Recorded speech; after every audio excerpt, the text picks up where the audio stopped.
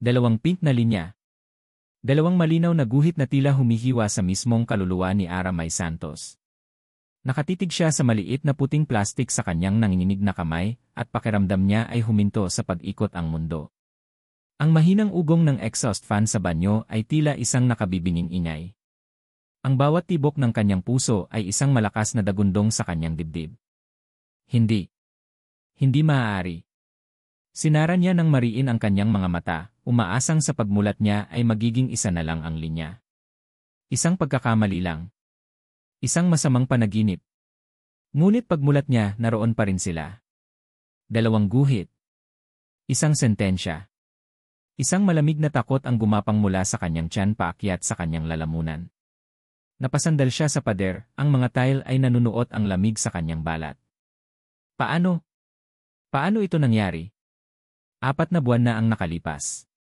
Isang gabi lang iyon. Isang gabi ng kahinaan, ng pagtaka sa bigat ng mundo.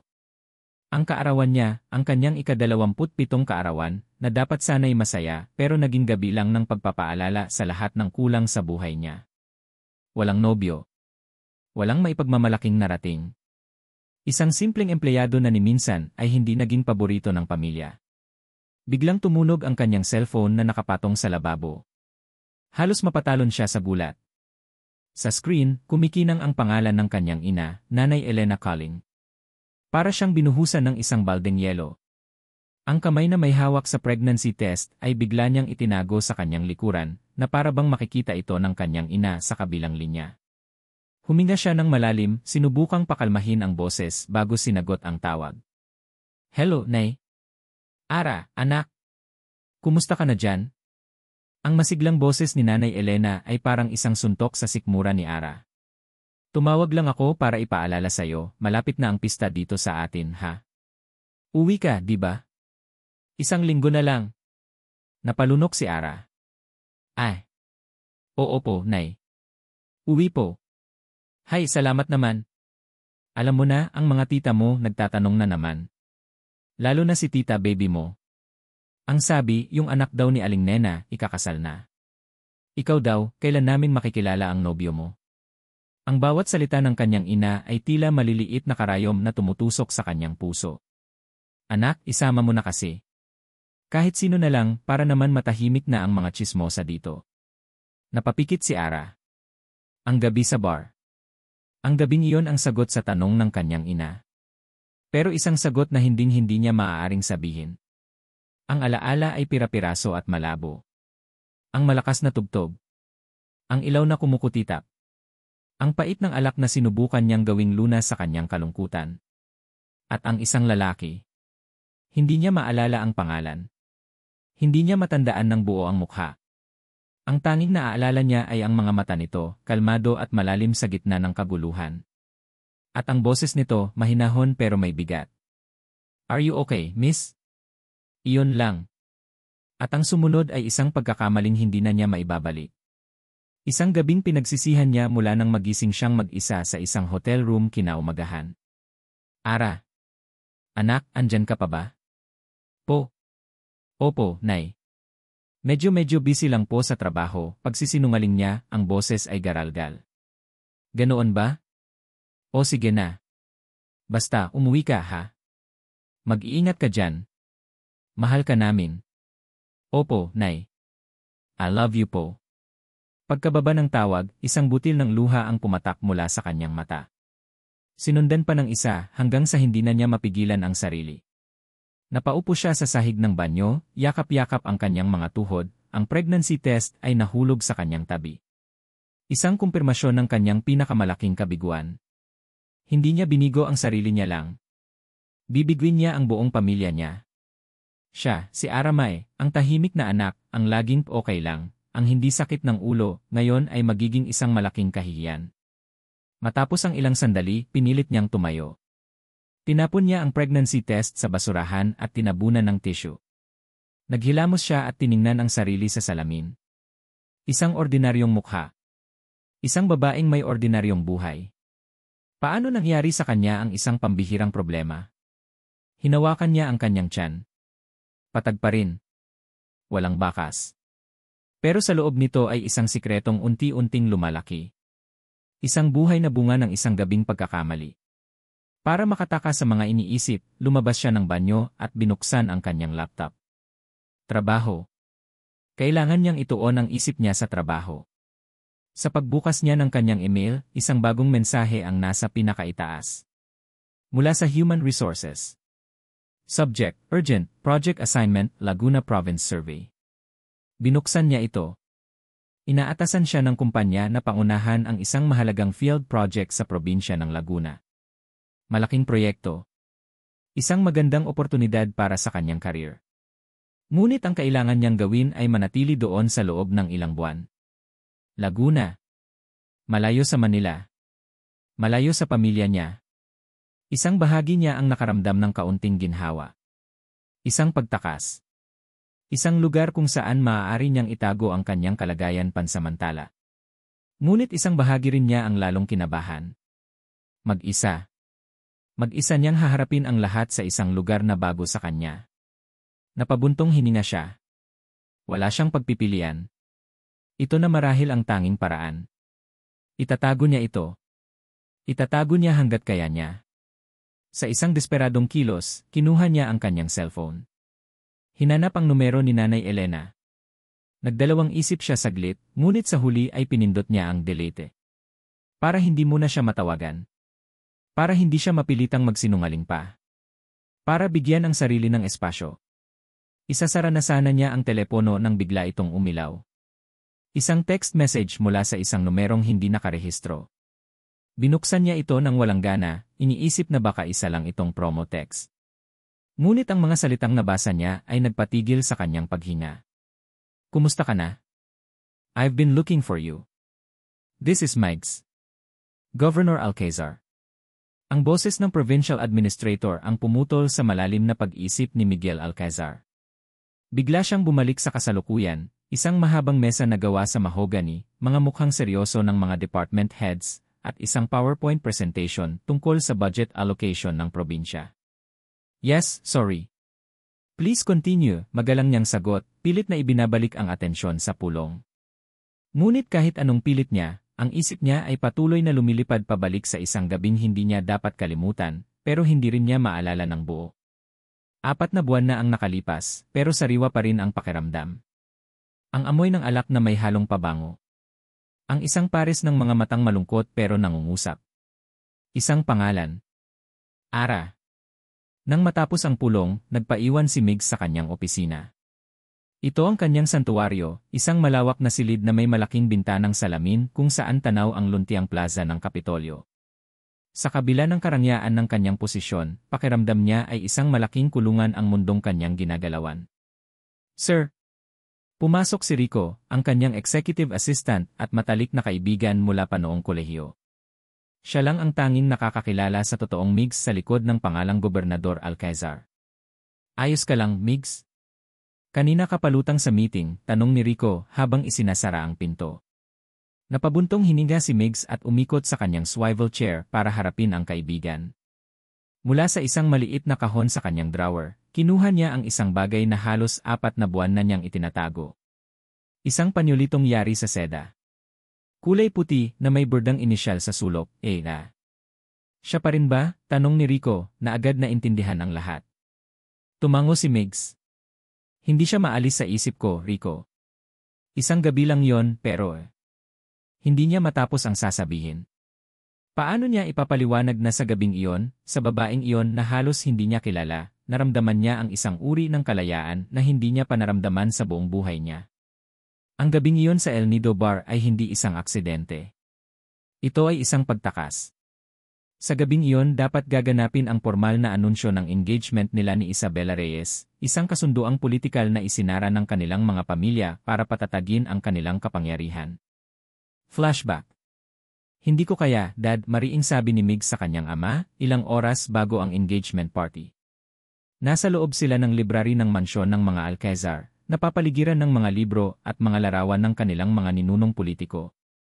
Ano na hindi mo kaya, malamig na tugon ng kanyang ama, si dating Senador Antonio Alcazar. This is not about what you can or cannot do, Miguel. This is about your responsibility. Ang pamilya Reyes ay mahalagang alyado. Si Isabela ay isang perpektong asawa para sa isang gobernador na may ambisyong maging pangulo. Hindi ko siya mahal, halos pasigaw na sabi ni Migs. Hindi ko kayang ikasal ang sarili ko sa isang taong hindi ko mahal para lang sa politika. Tumayo ang kanyang ama at hinarap siya, ang mga mata ay nanlilisik. Pag-ibig? Huwag kang maging bata, Migs. Ang kapangyarihan ang nagpapatakbo sa mundo, hindi ang pag-ibig. Gawin mo ang tungkulin mo. Sa sandaling iyon, isang bagay sa loob ni Migs ang naputol.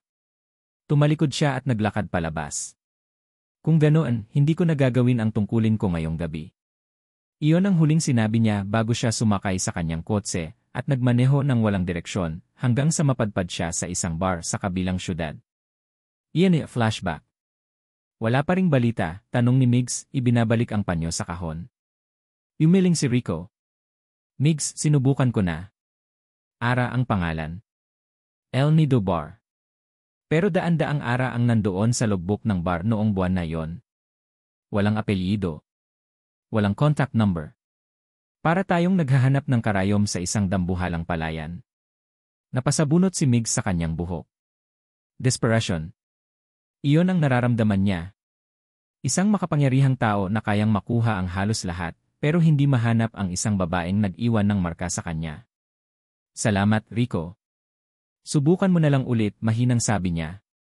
Akmang lalabas na si Rico nang bigla itong huminto. Teka, sir. Mayroon pa pala. Kinuha niya ang isang folder mula sa kanyang briefcase. May isang kumpanya mula sa Manila.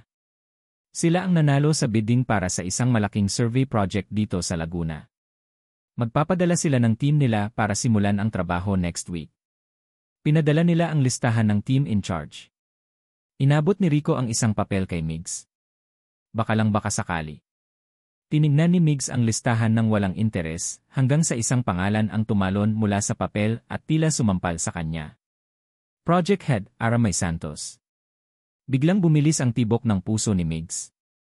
Aramay. Pwede bang ito na ba yon? Isang maliit na kislap ng pag-asa ang sumibol sa kanyang dibdib. Rico, sabi niya, ang boses ay biglang naging matatag at puno ng determinasyon. Alamin mo kung kailan eksakto ang dating nila. I want to be there to welcome them personally. Makalipas ang isang linggo, nakatayo si Migs sa malawak na lobby ng Kapitolyo, ang puso niya ay kumakabog na parang tambol. Ang mga empleyado ay bumabati sa kanya, nagtataka kung bakit ang abalang gobernador ay personal na nag-aabang sa mga bisita. Maya-maya pa, isang grupo ng 4 na tao ang pumasok mula sa umiikot na pinto, bit-bit ang kani-kanilang mga bag at folder. At sa gitna ng grupong iyon, nandoon siya. Siya nga. Ang buhok niya ay nakatali ngayon, at suot niya ay isang simpleng blouse at slacks, malayo sa suot niya noong gabing iyon. Pero ang mga mata niya iyon pa rin ang mga matang hindi niya malimutan. Nagkasalubong ang kanilang mga paningin. Nakita ni Migs ang pagbabago sa mukha ni Ara. Mula sa pagiging propesyonal, ito ay naging gulat, pagkatapos ay pagkalito, at sa huli, isang hindi maipaliwanag na takot. Tila nanigas ito sa kinatatayuan. Ang mga folder na hawak nito ay biglang nalaglag mula sa kanyang mga kamay at kumalat ang mga papel sa makintab na sahig. Sa gitna ng katahimikan ng lobby, narinig ng lahat ang kanyang mahinang bulong, isang tanong na puno ng pagkabigla at hindi paniniwala. Gobernador? Ang buong paligid ay tila nawala ng tunog para kay Ara. Ang tanging naririnig niya ay ang malakas na pagkabog ng kanyang dibdib. Gobernador. Ang lalaking nakasama niya sa isang gabing pilit niyang kinakalimutan ay ang gobernador ng probinsyang pagtatrabahuhan niya. Pakiramdam niya ay isa itong malupit na biro ng tadhana. Mabilis na kumilos si Migs. Sa ilang hakbang lang ay nasa harap na niya ito, lumuhod para tulungan siyang pulutin ang mga nagkalat na papel. Ang mga kasamahan ni Ara ay natigilan, hindi alam kung ano ang gagawin. Ako na, mahinang sabi ni Migs, ang kanyang mga mata ay nakatutok lamang kay Ara. Ang init ng kanyang mga daliri ay bahagyang dumampi sa kamay ni Ara habang inaabot ang isang folder at isang kuryente ang gumapang sa braso niya. Sir. Governor, pasensya na po, nauutal na sabi ni Ara, mabilis na tumayo at yumuko para itago ang pamumula ng kanyang mukha. It's okay, sagot ni Migs, ang boses ay kalmado pero may diin. Tumayo na rin siya, inabot kay Ara ang mga papel. Welcome to Laguna. I'm Governor Miguel Alcazar. I'm glad to finally meet the team from Manila. Pormal ang kanyang tono, ngunit ang mga mata niya ay nagsasabi ng ibang kwento. Isang kwentong para lang kay Ara. Matapos ang maikling pagpapakilala sa buong team, dinala sila ni Rico sa isang conference room. Habang nagpapaliwanag si Rico tungkol sa mga logistics, hindi maalis sa isip ni Ara ang nangyari. Nakaupo siya, ngunit pakiramdam niya ay anumang oras ay bibigay ang kanyang mga tuhod. Miss Santos, isang boses ang muling pumutol sa kanyang pag-isip. Si Gobernador Alcazar. Nakatayo siya sa may pintuan. Can have word with you in my office. Saglit lang. Napatayo ang lahat ng kasamahan ni Ara, puno ng pagtataka. Ano ang kailangan ng gobernador sa bago nilang project head? Tumango na lang si Ara, walang lakas na tumanggi. Sumunod siya kay Migs, ang bawat hakbang ay parang may bigat na 1 tonelada. Ang opisina ni Migs ay malawak at tahimik. Ang malaking bintana ay nagbibigay liwanag sa buong silid, ngunit para kay Ara, ang pakiramdam ay unti-unti siyang sinasakmal ng dilim. Please have a seat, sabi ni Migs, itinuturo ang isang upuan sa harap ng kanyang mesa. Umupo si Ara sa dulo ng upuan, handang tumakbo anumang oras.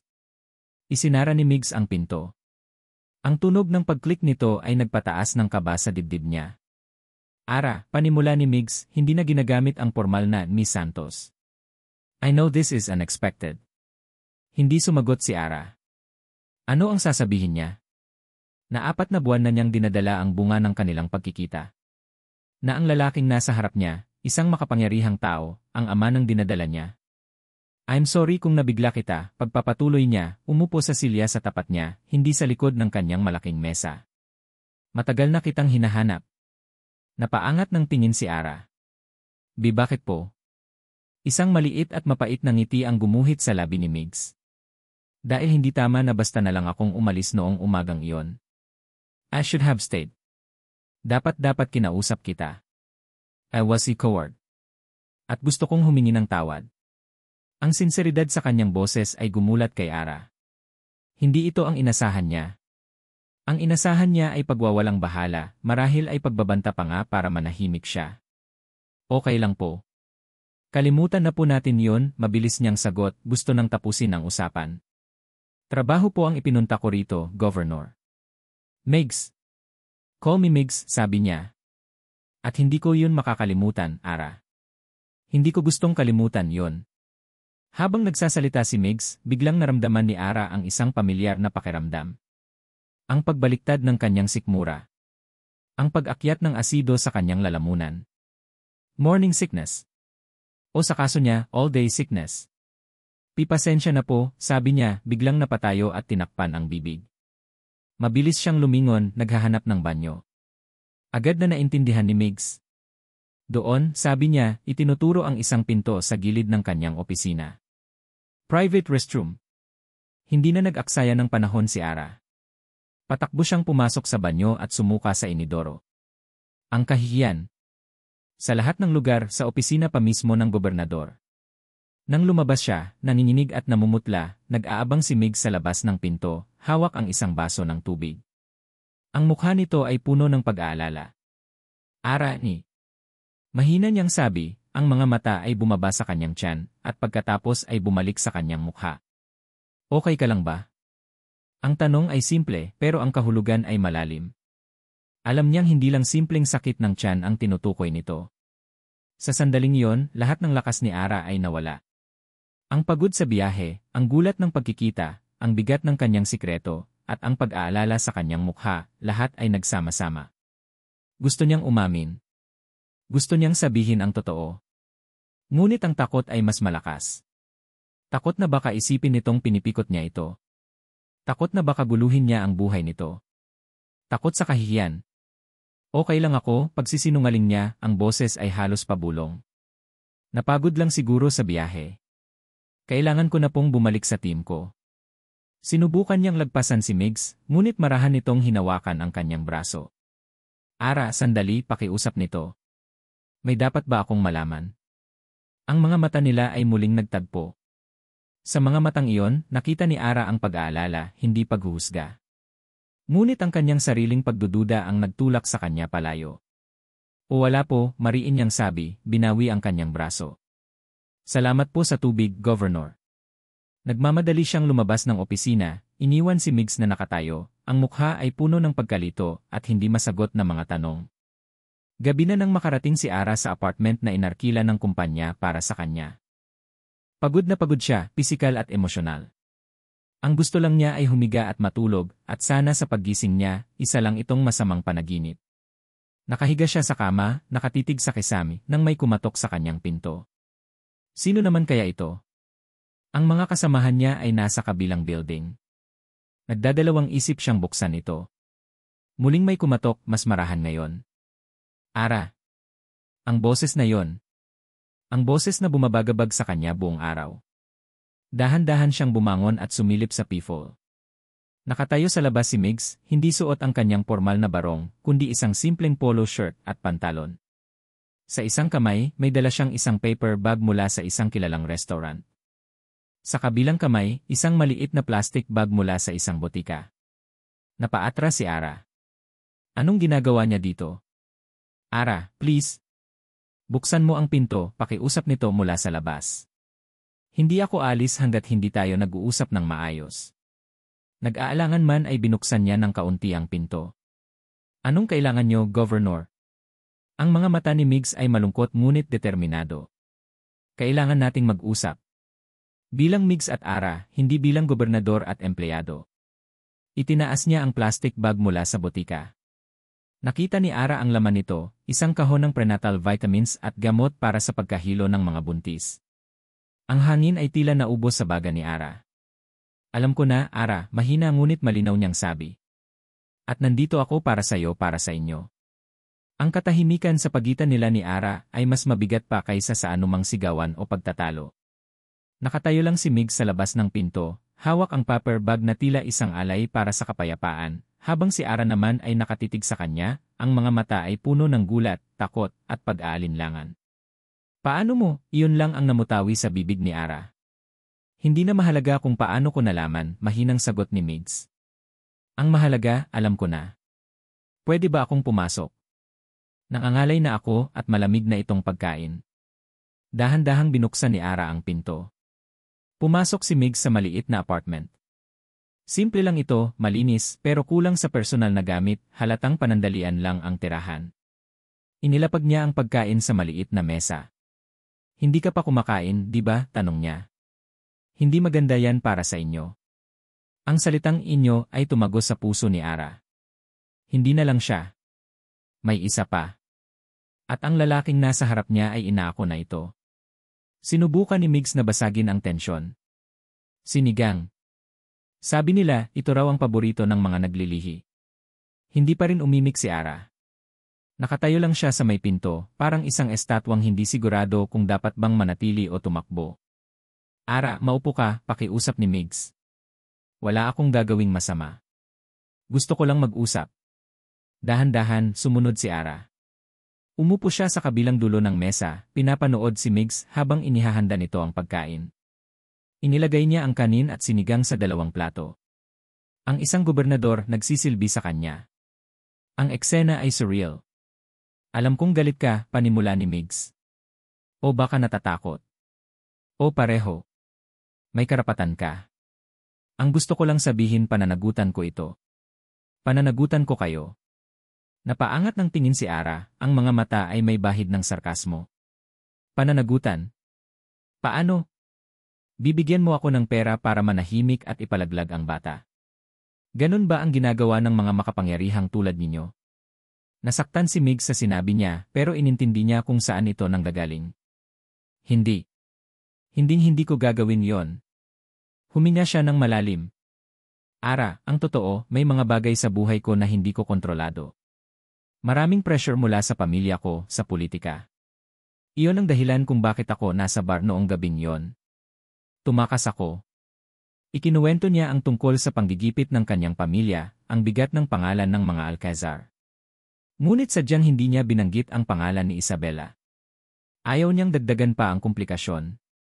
Para sa kanya, tapos na ang usaping iyon. Isang pagkakamali ang isipin na hindi na babalik ang multo ng nakaraan. Habang nag-uusap sila, tumunog ang telepono ni Ara. Nakita niya ang pangalan sa screen, Nanay Elena. Bigla siyang namutla. Hindi niya sinagot. Pamilya mo, tanong ni Migs. Tumango si Ara. Hindi pa nila alam. Kung papayag ka, sasamahan kitang sabihin sa kanila. Ang alok ni Migs ay sinsero, pero para kay Ara, ito ay isang bangungot na naghihintay mangyari. Isang linggo pa, at kailangan na niyang umuwi para sa pista. Anong isasagot niya sa mga tanong? Anong kahihiyan ang idudulot niya? Bago pa man siya makasagot, isang malakas na katok ang narinig nila mula sa labas. Nagkatinginan sila ni Migs. Sino naman ito sa ganitong oras ng gabi? Nag-aalangang binuksan ni Ara ang pinto. At sa labas, nakatayo ang kanyang ina at ama, ang mga mukha ay puno ng pag-aalala, dala-dala ang mga bayong na puno ng prutas. Anak! Hindi ka sumasagot sa tawag, nag-alala kami.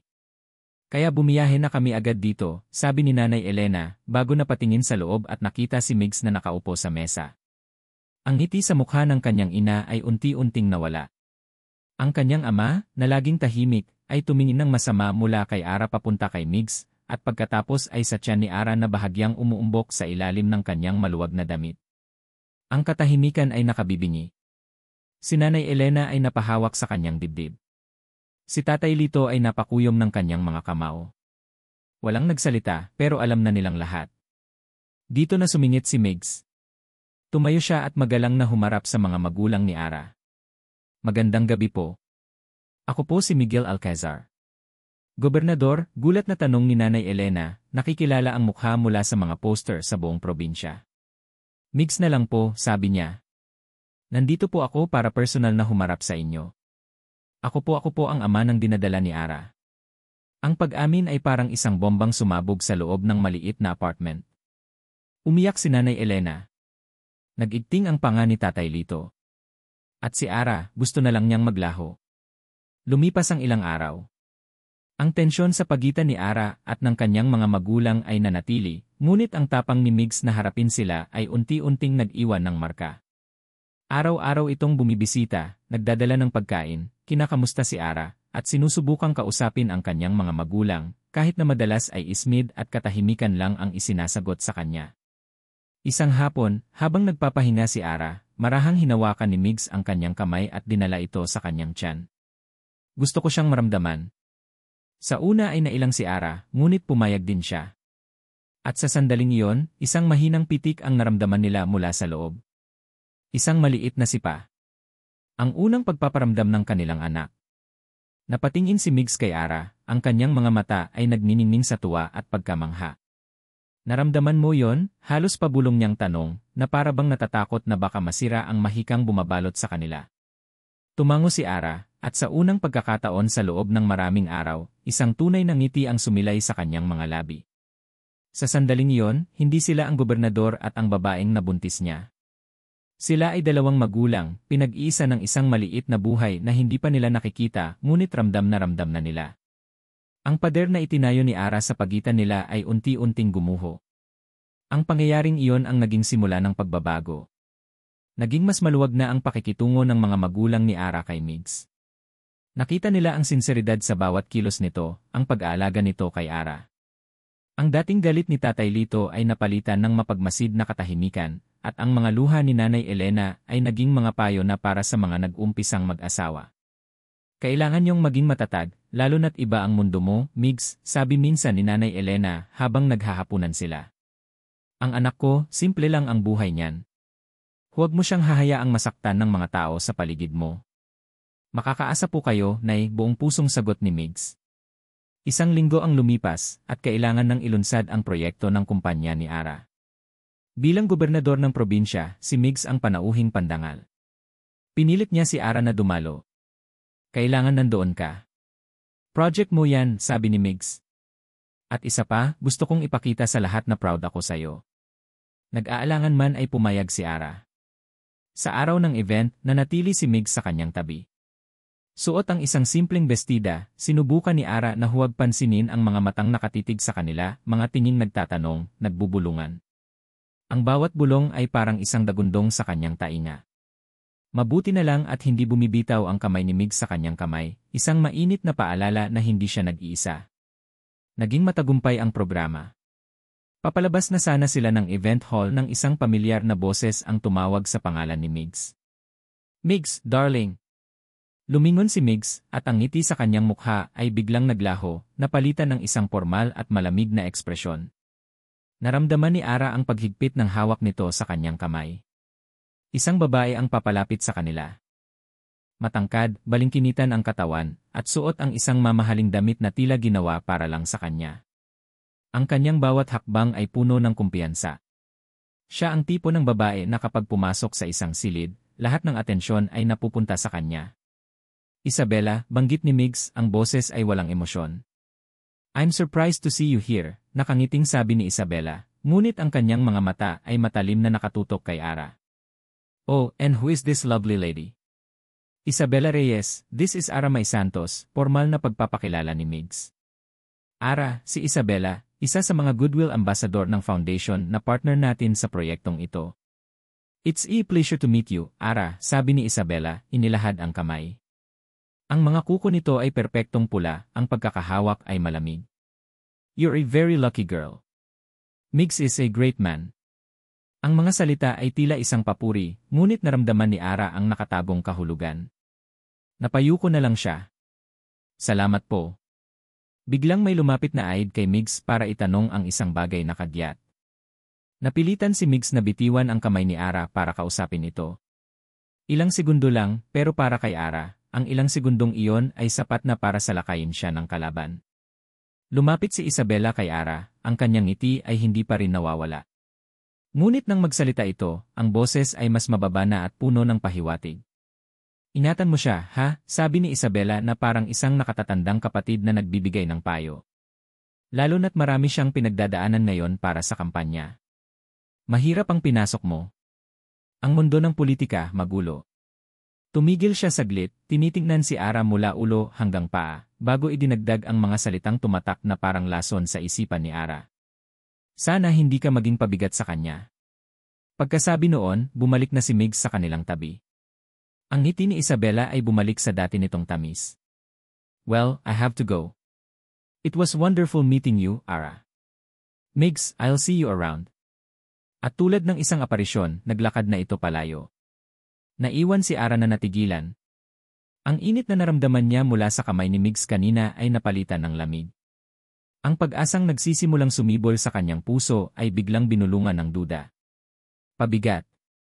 Ang isang salita ay umalingaw-ngaw sa kanyang isipan, binubuhay ang lahat ng kanyang takot at kawalan ng kumpiyansa sa sarili.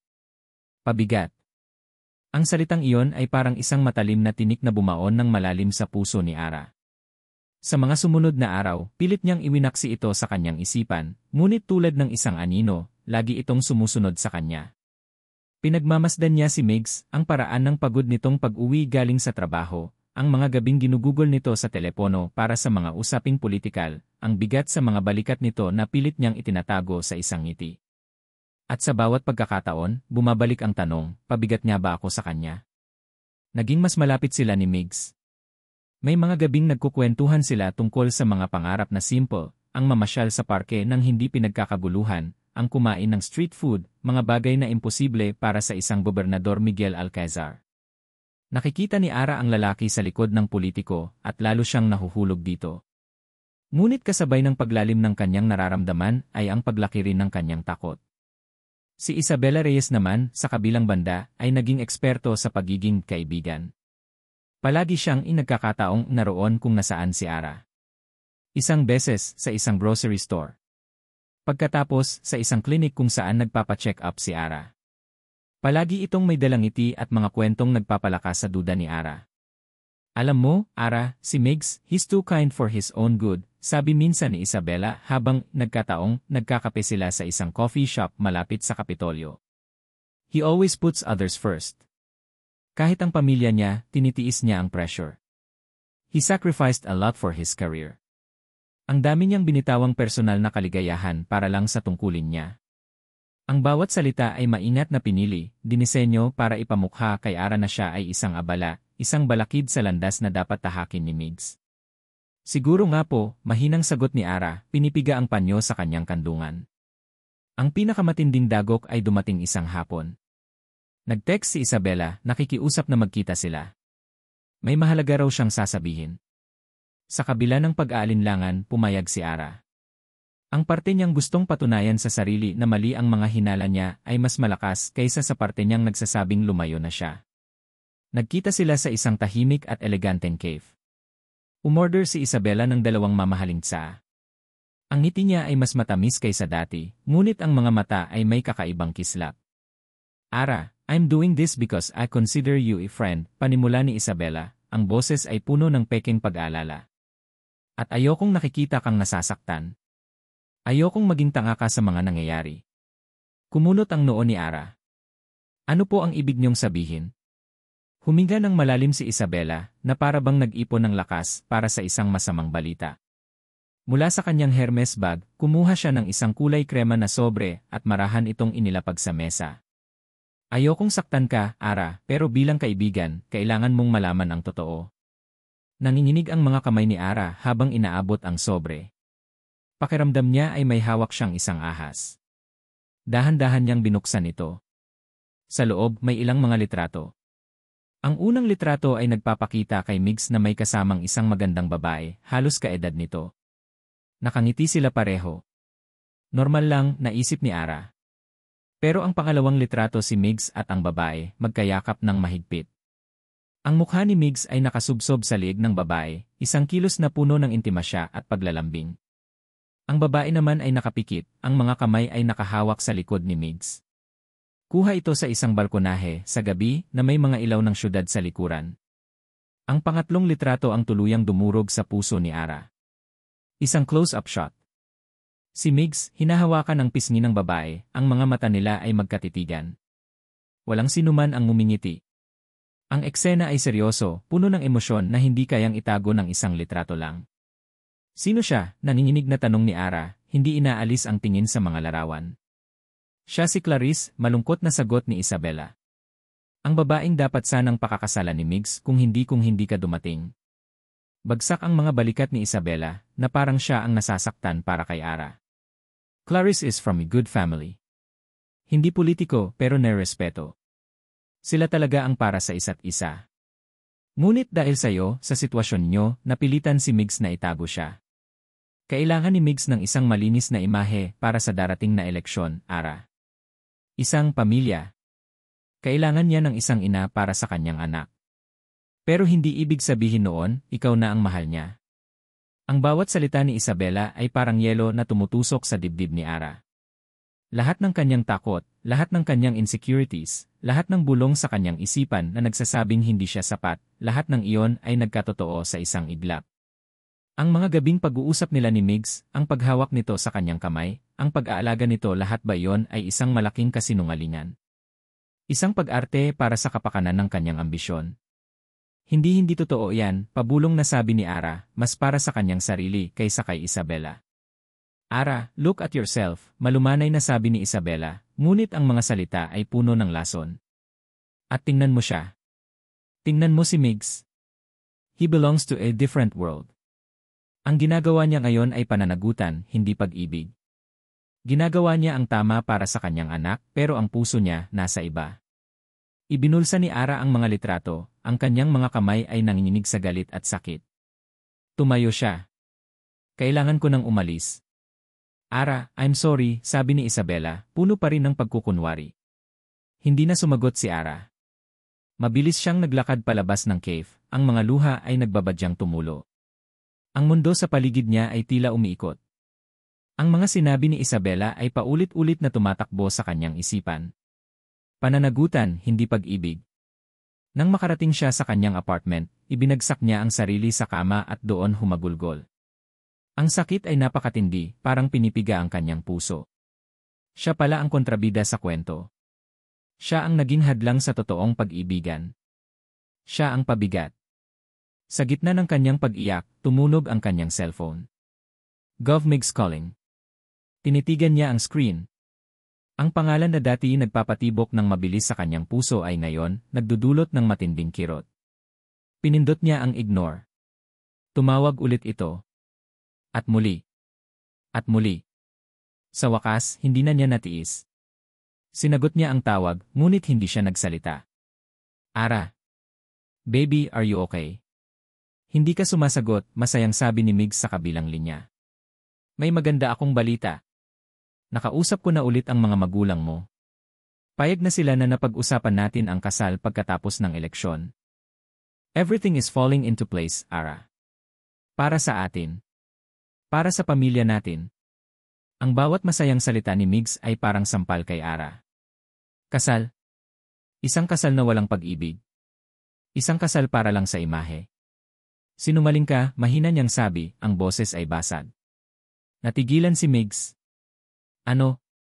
Ara, anong sinasabi mo? At doon, bumuhos ang lahat ng sakit at galit ni Ara.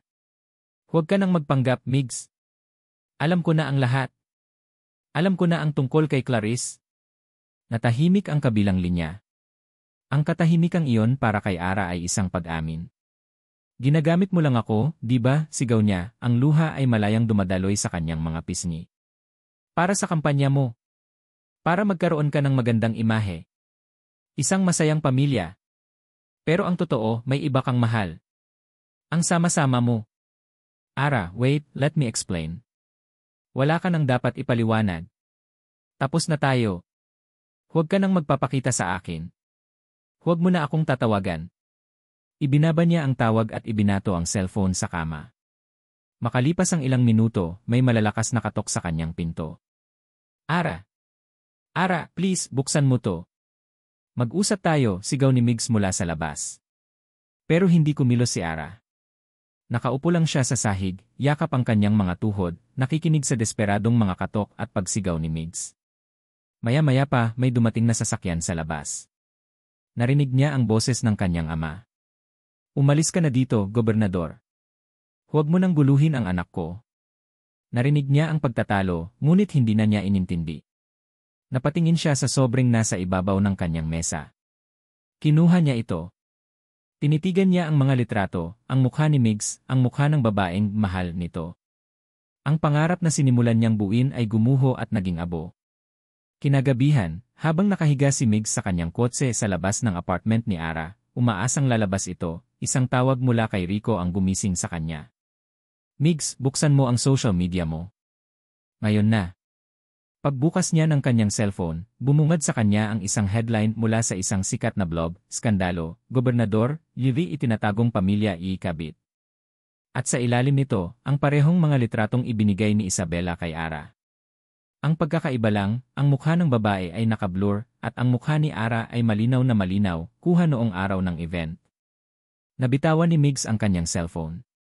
Ito na yon. Ito na ang bombang sasabog hindi lang sa kanyang relasyon kay Ara, kundi sa buong karera niya. Sa loob ng apartment, nag-impact na si Ara. Ang kanyang mga magulang ay nasa sala, tahimik na nag-aantay. Aalis sila. Babalik sila sa probinsya. Lalayo sila sa gulo. Lalayo sila kay Migs. Pagbukas niya ng pinto para lumabas, nakita niya si Migs na nakatayo sa di kalayuan, ang mukha ay puno ng desperasyon. Nagtama ang kanilang mga mata sa huling pagkakataon. Walang salitang namutawi. Umiling lang si Ara, pumasok sa sasakyan ng kanyang ama, at hindi na lumingon pa. Ang tunog ng papalayong sasakyan ay parang isang pako na ibinaon sa dibdib ni Miguel Alcazar. Naiwan siyang nakatayo sa gitna ng gabi, pinagmamasdan ang mga pulang ilaw ng sasakyan hanggang sa tuluyan itong maglaho sa dilim. Wala na si Ara. At kasama niyang umalis ang lahat ng pag-asa na sinimulan niyang buuin. Sinungaling ka. Ang mga salita ni Ara ay umalingaw sa kanyang isipan, mas masakit pa kaysa sa anumang pisikal na suntok. Paano nangyari ito? Paano nasira ang lahat sa loob lang ng ilang oras? Kinuha niya ang kanyang cellphone at muling tiningnan ang mga litrato sa kumakalat na blog post. Ang galit ay unti-unting pumalit sa kanyang kalungkutan. Si Clarice. Ang pinsan niya. Ang mga litratong iyon ay kuha noong kaarawan ng kanilang lola, mahigit 1 taon na ang nakalipas. Ang yakap ay isang yakap ng pasasalamat dahil tinulungan siya ni Clarice sa isang problema sa pamilya. Ang paghawak sa pisngi ay isang kilos ng pag-alo dahil umiiyak ito noon dahil sa sarili nitong problema. Ang mga inosenteng sandali binigyan ng mali siya. Kinunan ng patago at itinago para sa tamang panahon. At ang tamang panahon ay ngayon. Sino? Sino ang may gawa nito? Isang kalaban sa politika. Possible. Ngunit ang paraan ng pag-atake ay masyadong personal. Tinatarget nito hindi lang ang kanyang karera, kundi pati ang kanyang puso. Biglang pumasok sa isip niya ang isang pangalan. Isabela. Ang pagiging kaibigan nito kay Ara. Ang mga nagkataong pagkikita. Ang mga salitang puno ng pahiwatig. Ang lahat ay nagtutugma. Si Isabela lang ang may motibo at kakayahang gawin ito. Ang tinanggihang babae. Ang nasaktang pride. Ang impyernong walang kasing bagsik. Sumakay si Mig sa kanyang kotse at pinaharurot ito pabalik sa Kapitolyo. Ang isip niya ay nag-aapoy sa galit. Kailangan niyang makausap si Ara. Kailangan niyang ipaliwanag. Ngunit paano? Itinapon siya nito. Ang pamilya nito ay galit sa kanya. Ang tiwala na pinaghirapan niyang buuin ay nadurog at naging abo. Pagdating niya sa kanyang opisina, nag-aantay na sa kanya ang kanyang ama, si dating Senador Antonio Alquezar, kasama si Rico. Ang mukha ng kanyang ama ay kasing tigas ng bato.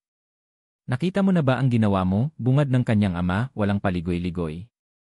Sinabi ko na sayo, Miguel. Ang babaeng yan, sakit lang ng ulo ang idudulot sayo. Ngayon, ang buong pangalan ng pamilya natin ang nakasalalay dito. Dad, hindi niya kasalanan to, mariing sagot ni Migs. This is a demolition job. At alam ko na kung sino ang may gawa. Wala akong pakialam kung sino ang may gawa, sigaw ng kanyang ama, ang ugat sa leeg ay lumitaw. Ang kailangan nating gawin ngayon ay kontrolin ang pinsala. Magpapatawag tayo ng press conference bukas. Itatanggi mo ang lahat. Sasabihin mong biktima ka lang ng black propaganda at ang babaeng yan ay isa lang desperadang oportunista na ginamit ng mga kalaban mo. Natigilan si Migs. Ang mga salitang iyon ay parang isang sampal. Itatwa si Ara. Itatwa ang sarili niyang anak. Hindi ko gagawin yan, mahinahon ngunit matatag niyang sabi. Ano? Narinig niyo ako, Dad. Hindi ko itatatwa ang anak ko. At hindi ko pagsasalitaan ng masama si Ara sa harap ng buong bansa. Siya ang biktima dito, hindi ako. Nagbibiro ka ba? Ang karera mo ang nakataya dito, Miguel. Ang lahat ng pinaghirapan natin. Kung ang presyo ng karera ko ay ang pagtatakwil sa sarili kong pamilya, kung ganoon, wala na akong pakialam sa karerang yan, matigas na sabi ni Migs, tinititigan ang kanyang ama. Sa unang pagkakataon sa kanyang buhay, hindi siya natatakot sa anino nito. Nag-walk out ang kanyang ama, galit na galit. Naiwan silang dalawa ni Rico. Anong plano mo, Migs? Nag-aalalang tanong ni Rico. Napaupo si Migs sa kanyang swivel chair at napasabunot sa kanyang buhok. Ang galit kanina ay napalitan ng isang nakalulunod na bigat. Desperation. Hindi ko alam, Rico. Hindi ko alam. Nawala na siya. Nawala na ang lahat. Tumingin siya sa paligid ng kanyang opisina. Ang mga plaque ng pagkilala, ang mga litrato kasama ang mga matataas na opisyal, ang mga simbolo ng kanyang kapangyarihan, lahat ay tila walang halaga ngayon.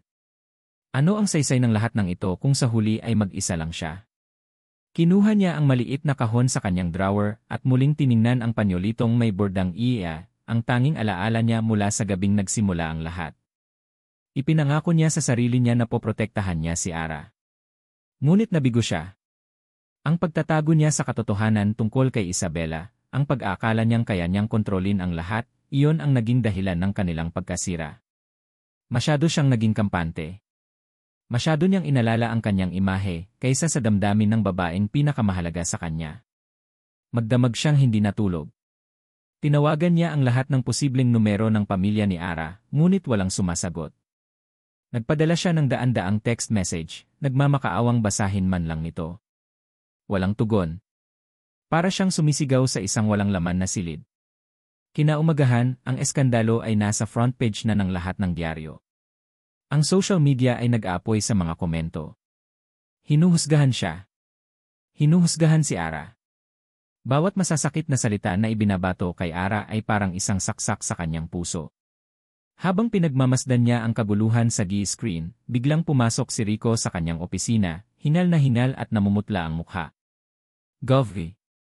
Sabi nito halos hindi makahinga. Si Isabela. Nakita ko siya sa CCG ng coffee shop nakausap si Ara bago ang lahat ng to, siya ang nagbigay ng sobre.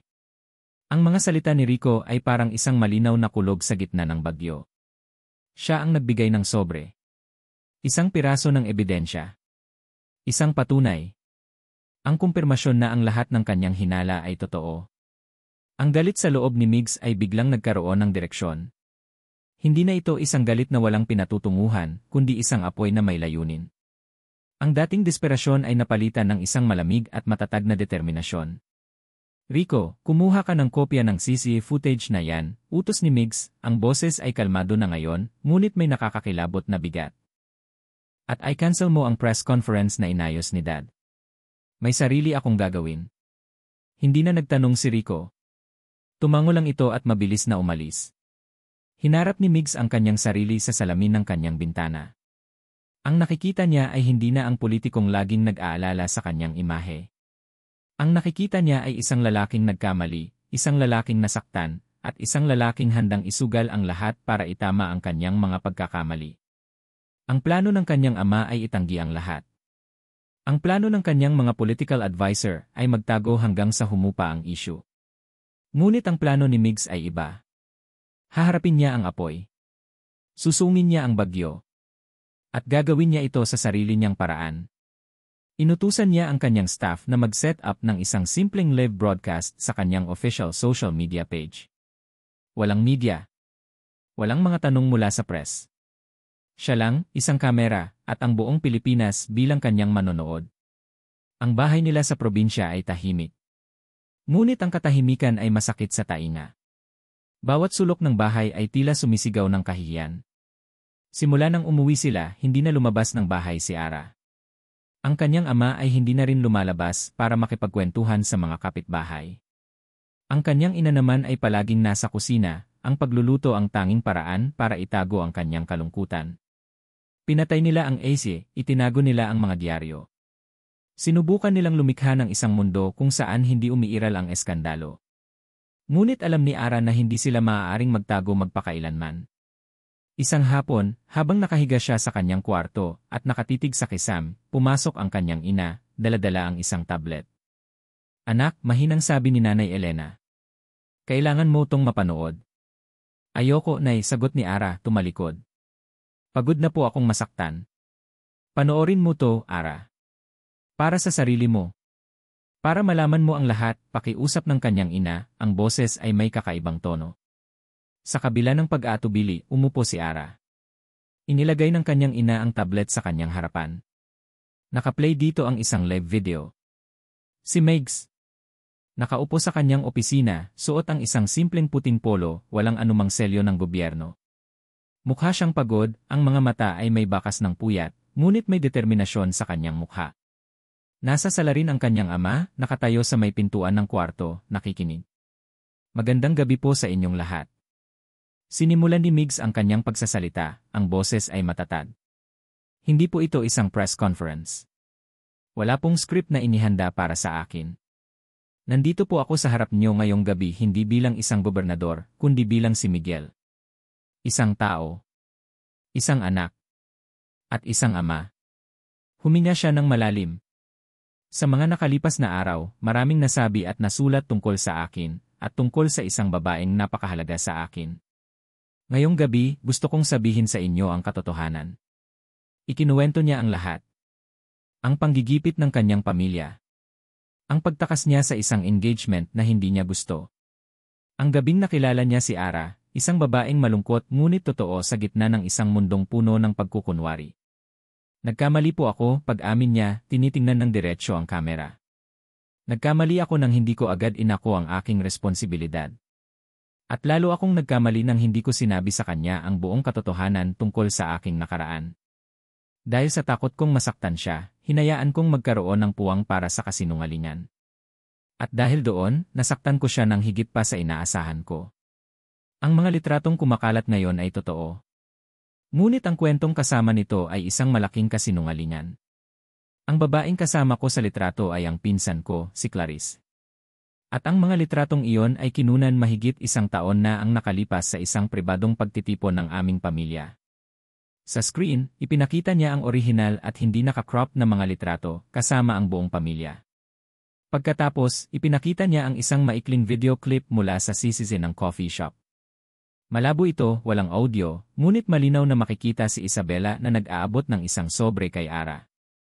Ang lahat ng ito ay isang planadong paninira. Isang gawa ng isang taong hindi matanggap ang katotohanang hindi mo maaaring pilitin ang pag-ibig. Napahawak si Ara sa kanyang bibig. Ang mga luha ay nagsimulang mamuo sa kanyang mga mata. Pinsan. Ang babae ay pinsan ni Migs. Ang lahat ng sinabi ni Isabela ay isang kasinungalingan. Naramdaman niya ang kamay ng kanyang ina sa kanyang balikat. Sa may pintuan, nakita niyang napayuko ang kanyang ama, ang mga balikat nito ay nanginig. Pero hindi ko isinisisi ang lahat sa kanya, pagpapatuloy ni Migs. Dahil ang pinakamalaking kasalanan ay sa akin. Naging duwag ako. Inuna ko ang aking imahe. Inuna ko ang politika.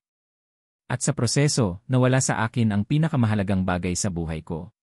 Tumingin siya muli sa kamera, at sa sandaling iyon, pakiramdam ni Ara ay siya lang ang kinakausap nito. Ara, sabi ni Migs, ang boses ay nanginginig sa unang pagkakataon. Kung pinapanood mo to, patawarin mo ako. Patawarin mo ako sa lahat ng sakit na idinulot ko. Patawarin mo ako dahil hindi kita naipaglaban agad.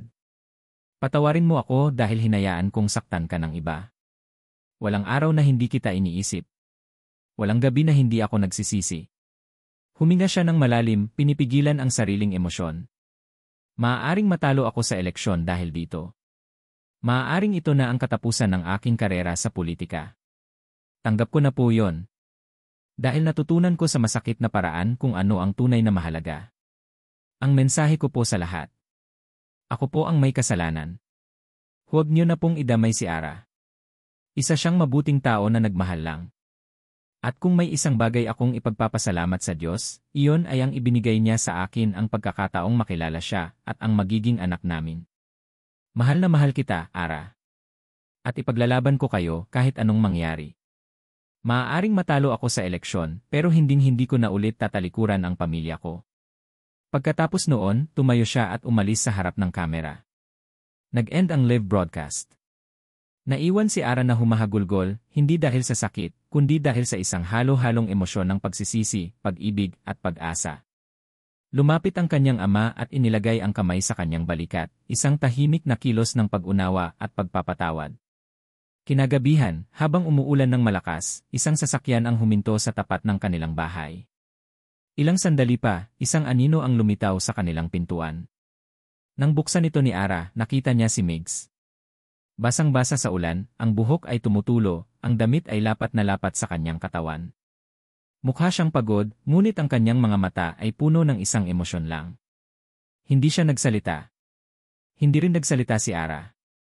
Pagkatapos ng ilang sandaling puno ng mga salitang hindi kayang bigkasin, sa wakas ay nagsalita si Migs, ang boses ay halos isang bulong na sinasabayan ng patak ng ulan. Ara, patawarin mo ako. Ang mga salita ni Migs ay tila isinayaw ng hangin at ulan, ngunit narinig ito ni Ara ng napakalinaw. Ara, patawarin mo ako. Ang mga luha na pinipigilan ni Ara ay tuluyan ng bumagsak.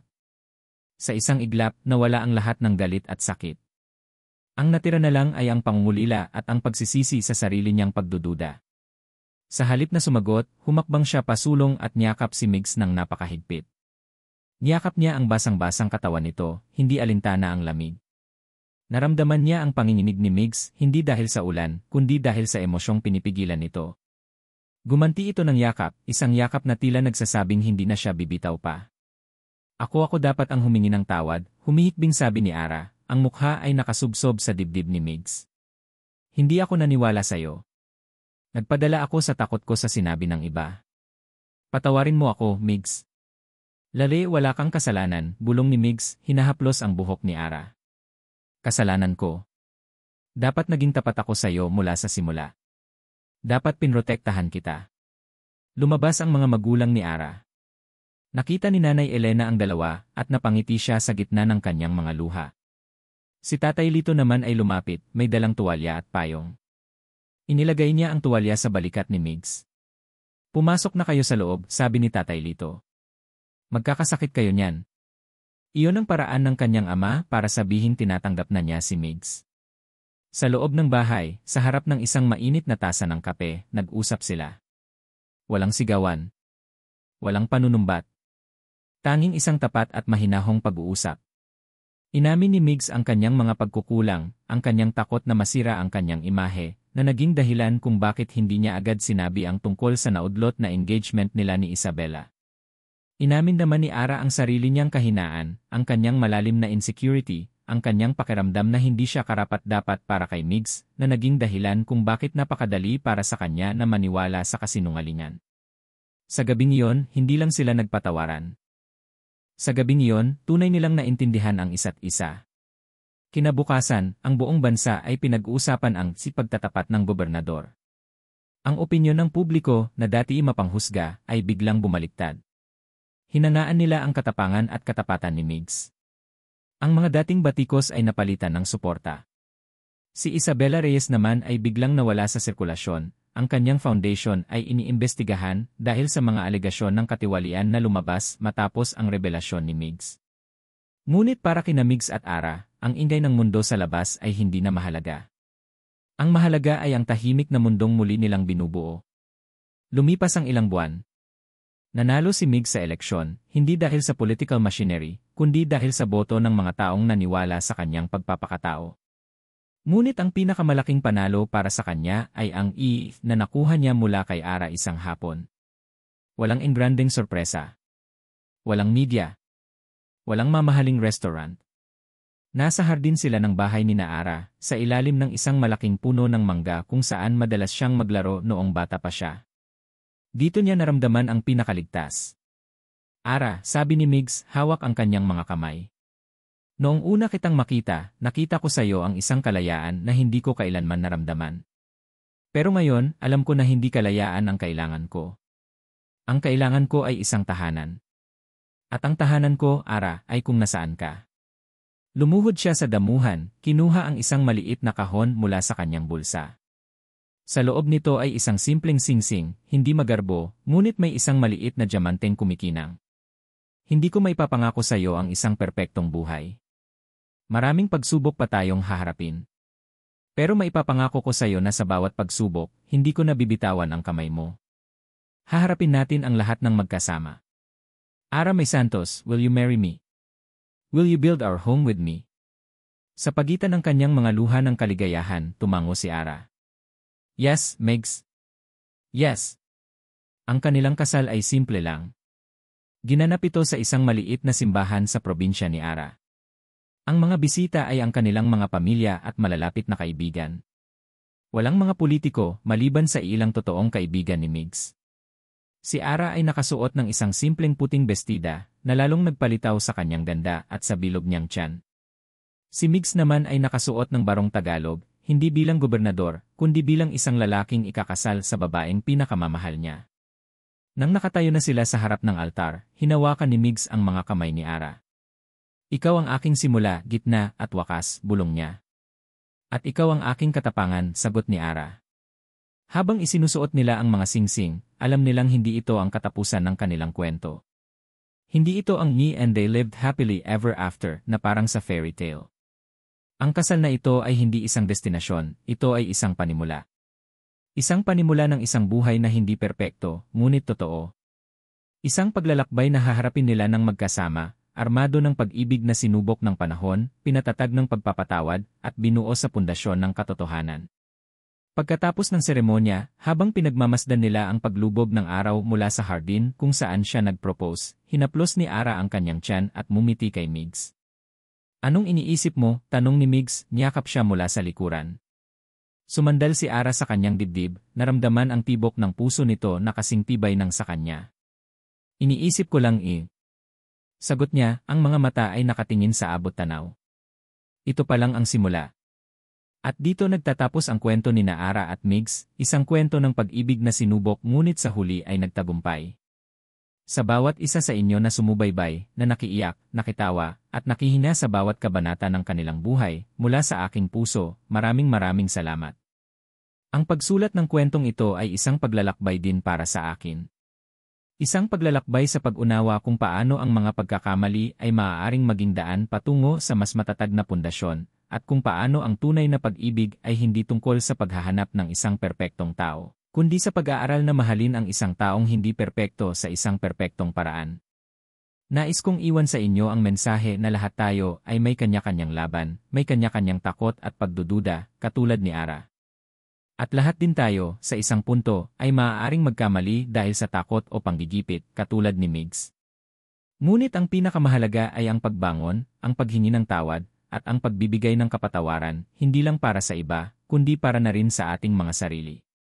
Ang pag-ibig ay isang pagpili na ginagawa natin araw-araw, isang pangako na patuloy na maging tapat, umunawa, at manatili, lalo na sa mga panahong sinusubok tayo ng tadhana.